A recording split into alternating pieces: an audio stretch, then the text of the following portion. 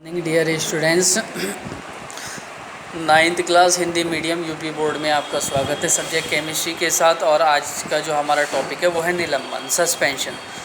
ठीक है, वे पदार्थ जो जल में विलेय हैं, विलयन बनाते हैं, ठीक है, परंतु वे पदार्थ जो जल में अविलेय हैं निलंबन बनाते हैं। ठीक है, जैसे पानी में रेत डाल दिया, निलंबन हो गया। ठीक है, उदाहरण, बीकर के जल में हम यदि कुछ ब्लैक बोर्ड चाक का चूर्ण डालें तो हमें दूधिया मिश्रण प्राप्त होता है। हम चाक के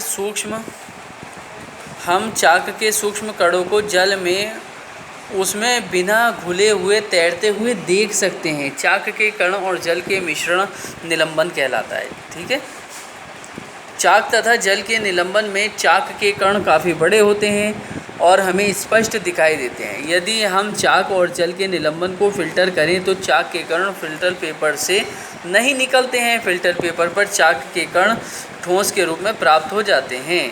ठीक है, अब हम इससे आते हैं, निलंबन को इस प्रकार भी परिभाषित किया जा सकता है। निलंबन एक विषमांगी मिश्रण होता है जिसमें ठोस के छोटे छोटे कण पूरे द्रव में इसमें बिना घुले फैले रहते हैं। निलंबन में ठोस कणों के आकार पर्याप्त बड़े होते हैं। ठीक है, निलंबन के कणों का आकार 10⁻⁻7 मीटर से बड़ा होता है अकॉर्डिंग टू द डायमीटर।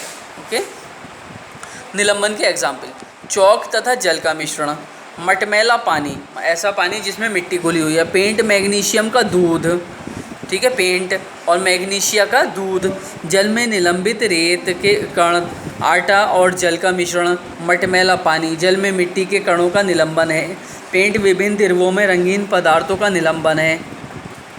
ठीक है, निलंबन के लक्षण, क्या क्या क्वालिटीज़ है। निलंबन एक विषमांगी मिश्रण होता है। कैसा मिश्रण होता है? विषमांगी। इसमें जो है पदार्थ की प्रावस्थाएं एक से अधिक होती हैं, जैसे ठोस, द्रव और गैस समान प्रावस्थाएं नहीं होती हैं। निलंबन में विलेय का आकार पर्याप्त बड़ा होता है और यह व्यास में 10⁻⁻10 मीटर से बड़ा होता है। ठीक है, निलंबन के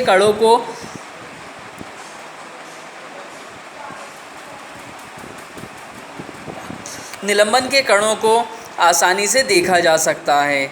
निलंबन अस्थायी होता है, मतलब ये जो है अगर हम इसे अनडिस्टर्ब स्थिति में रख देते हैं, जैसे पानी में रेत के पार्टिकल्स घुले हुए हैं, हम उसे 2-4 घंटे के लिए रख देते हैं तो रेत के जो पार्टिकल्स हैं, जो रेत के कण हैं, वो नीचे बैठ जाते हैं, स्कैटर्ड हो जाते हैं। ठीक है, तो ये स्थायी नहीं अस्थायी होते हैं। निलंबन में के कण कुछ समय बाद बैठ जाते हैं।